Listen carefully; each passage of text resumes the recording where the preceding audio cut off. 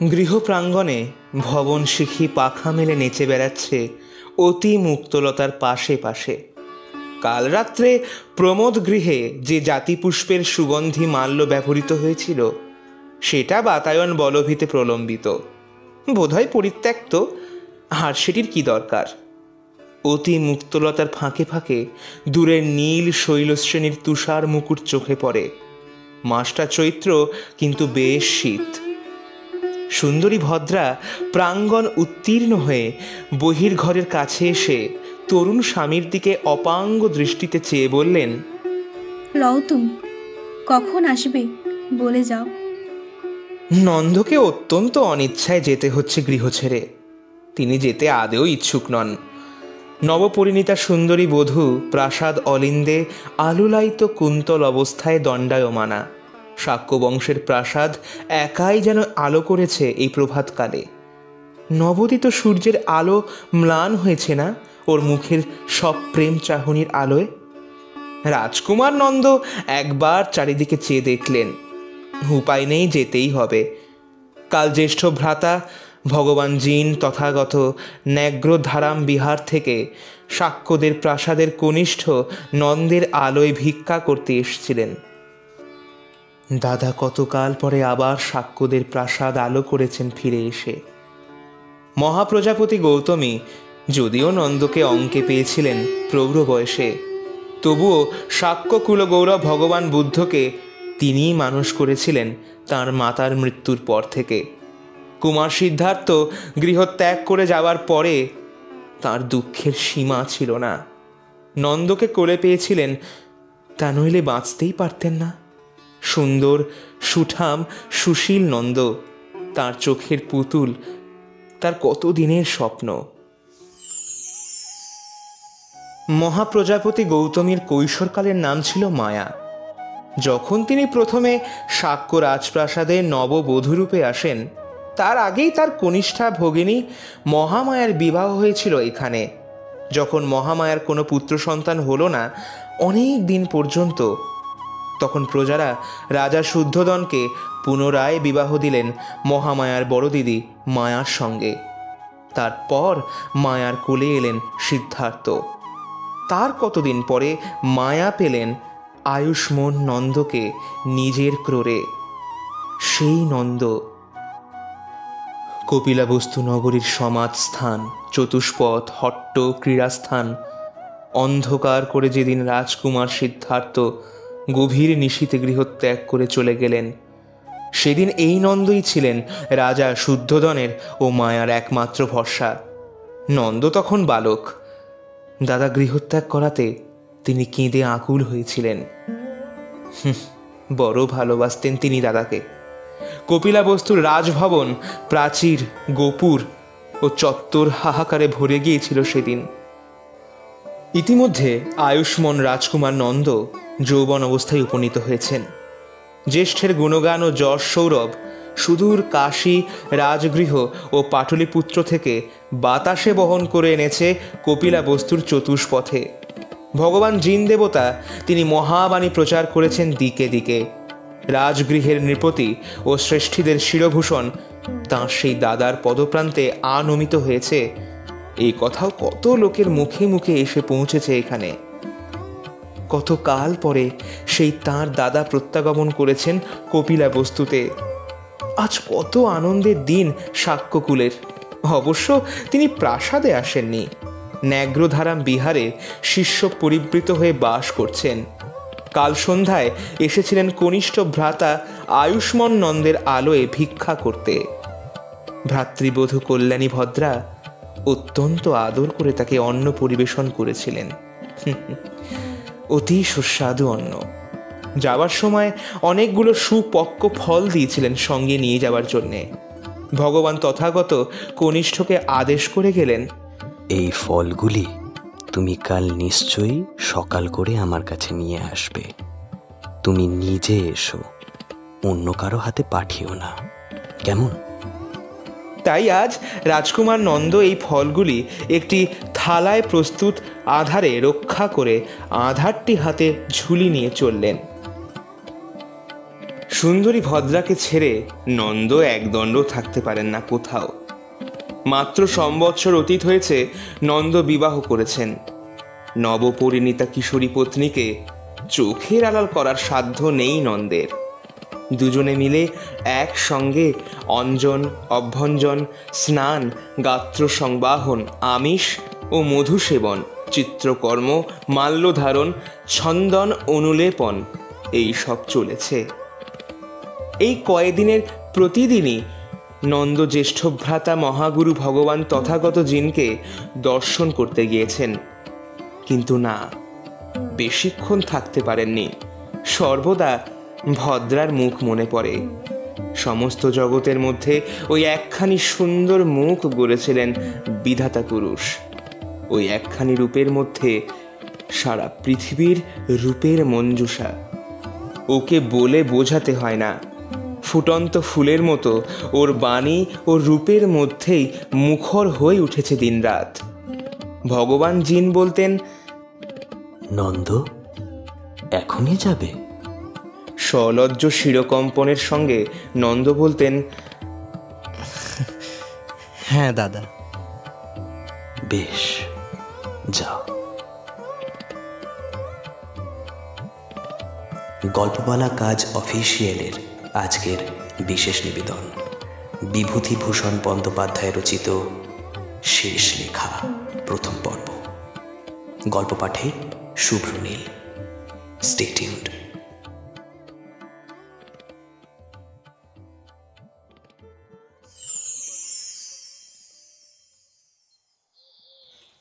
কদিনই এই ব্যাপারটি লক্ষ্য করেন প্রশান্ত বুদ্ধি দূরদর্শী মহাপুরুষ। কিছু বলেন, কনিষ্ঠের গমন পথের দিকে স্নেহ ও অনুকম্পার দৃষ্টিতে চেয়ে চেয়ে দেখেন। আজ এত সকালে এখনই যেতে হবে বধূকে ছেড়ে, মন সরছিল না রাজকুমারের, কিন্তু উপায় নেই। জ্যেষ্ঠ ভ্রাতার আদেশ লঙ্ঘন করার সাধ্য নেই, যেতে হবেই। ভদ্রা বললে, কখন আসবে? এই ধরো বেলা 2 দণ্ডের মধ্যে। ভগবান জিনকে আমার প্রণাম জানিও। আমি অপেক্ষা করব তোমার জন্য। নিশ্চয়ই।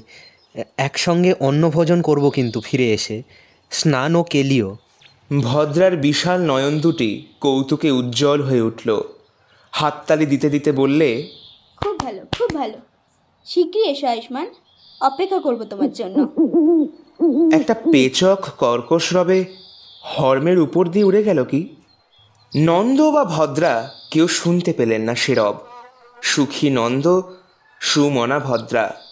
কপিলাবস্তুর প্রাসাদ শিখরে দিবসের প্রথম প্রহর ঘোষণা করেছে সূর্যদেবের তরুণ কিরণ। ন্যাগ্রধারাম বিহারে ভিক্ষু ও ভিক্ষুণীদের প্রভাত পরিচর্যা সমাপ্ত হয়েছে।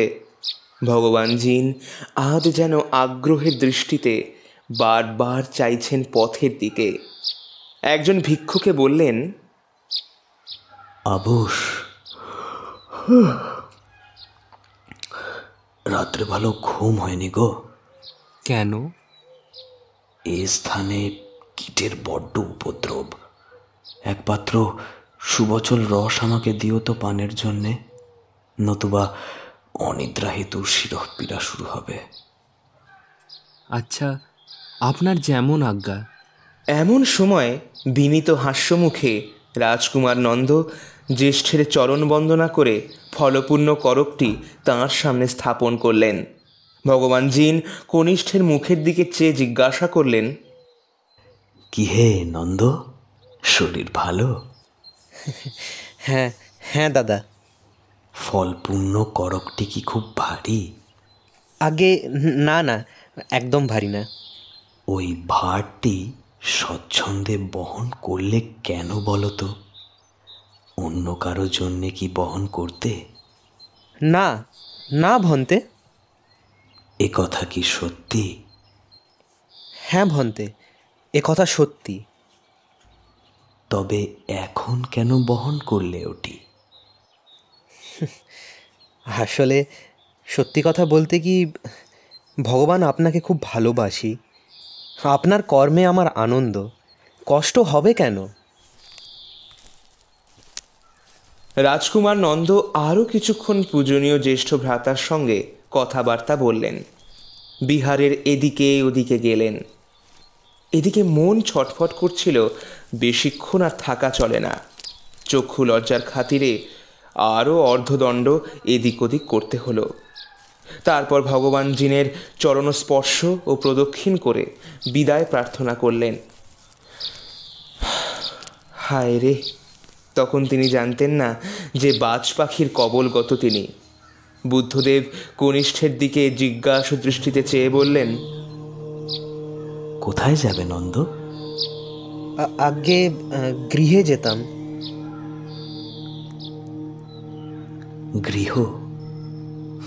গৃহে আসক্ত হইও না, কেননা গৃহ তৃষ্ণা, রাগ, বিবাদ, মনু, মান, স্পৃহা, ভয়, দৈন্য, মনোপীড়া ইত্যাদির নিদান এবং জন্ম মরণের আলোবাল। গৃহ ছেড়ে বাইরে এসেছ আমারই ইচ্ছায়। আমি তোমায় স্নেহ করি। তোমার মধ্যে আধ্যাত্মিক সম্ভাবনা রয়েছে। বৃথা গৃহবাসী হয়ে সে সম্ভাবনা নষ্ট করো না। জাগতিক সুখ দুদিনের, তার জন্যে চিরস্থায়ী সুখকে নষ্ট করবে কেন? আমার ইচ্ছা তুমি প্রব্রজ্জা গ্রহণ করো। রাজকুমার নন্দের মাথায় আকাশ ভেঙে পড়ল। এ কি, এ কি সর্বনেশে কথা পূজনীয় জ্যেষ্ঠের মুখে! ভগবান জিন তার সঙ্গে রহস্য করছেন না তো? বুদ্ধদেব কনিষ্ঠ ভ্রাতাকে নিরুত্তর দেখে আবার বললেন, কই নন্দ, কথা বললে না যে? ভন্তে, আমি তো এই সম্প্রতি বিবাহ করেছি। আপনি তো জানেন আমি প্রব্রজ্জা গ্রহণ করার যোগ্যই নয়। মানে, সত্যি কথা বলতে, মন যদি সংসারের দিকেই থাকে তাহলে তো প্রব্রজ্জা গ্রহণ করা মিথ্যাচার হবে, তাই নয় কি? আর মিথ্যাচারে তো অভিরুচি হয় না, তাই না দেব? নন্দ জানতেন না মহামানবের বজ্র কঠোর নির্মম দৃষ্টি তাঁর উপর নিপতিত। পাথরের দেবতার মতো তিনি নির্বিকার। শিষ্যের কোনো দুর্বলতাকে প্রশ্রয় দিতে রাজি নন। তাকে তিনি সাধন উজ্জ্বল আত্মার শত্রু দৃষ্টি ও নির্বাণ দিতে দৃঢ় প্রতিজ্ঞ। যাবে কোথায় বাবাজি? ধীরে ধীরে বুদ্ধদেব বললেন, শোনো, প্রেম ক্ষণস্থায়ী, অনিত্য। যতদিন যৌবন, প্রেম ততদিন। রমণীর সৌন্দর্য দুদিনের। স্বপ্নদৃষ্ট ব্যাঘ্র বা অপ্সরী স্বপ্নদ্রষ্টার নিজেরই একটি অংশ। এক অখণ্ড আমি মোহগ্রস্ত অবস্থায় নিজেকে বহু রূপে দেখছে। জগৎ কোথায়? হ্যাঁ, জগৎ নেই। রাজকুমার নন্দ আয়ত সুন্দর চক্ষু দুটি তুলে জ্যেষ্ঠ ভ্রাতার মুখের দিকে চেয়ে রইলেন। চক্ষে ব্যাধ পীড়িত মৃগের কাতর দৃষ্টি। ভগবান জিন বললেন, শোনো নন্দ, তুমি ঠিকই বললে, তোমার কথা মিথ্যে নয়। কিন্তু কি জানো, পুরস্কার একটা খুব বড় জিনিস। চেষ্টা ছাড়া কিছু হয় না। হাত পা গুটিয়ে বসে থাকলে জন্ম বৃথা যাবে। বারবার জন্ম মৃত্যুর যুপকাষ্ঠে ব্রাহ্মণদের যোগ্য পশুর মতো বলি প্রদান করবে নিজেকে নিজেই। এর থেকে কোনো দিন উদ্ধার পাবে না, মুক্তিও পাবে না। সেটা ভালো না এই একই জন্মে দেহ, কাল ও অহংকার রূপ বস্তুকে নির্মমভাবে ধ্বংস করে শাশ্বত শান্তি ও আনন্দ লাভ করা ভালো? তুমি বলো। ভন্তে, জন্ম মৃত্যু নিরোধ করাই ভালো। বেশ, তবে প্রব্রজ্জা গ্রহণ করো, আর গৃহে ফিরে যেও না। এই শুভ মুহূর্তটির প্রতীক্ষাতেই আমি ছিলাম। শুভ মুহূর্ত জীবনে একবার আসে, দুবার আসে না। হেলায় হারিও না সেই মুহূর্ত।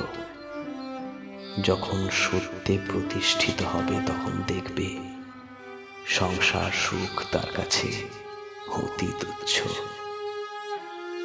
নন্দ শাক্য কুলজাত ক্ষাত্রবীর, আজ্ঞানুবর্তিকাত কুলের ধর্ম।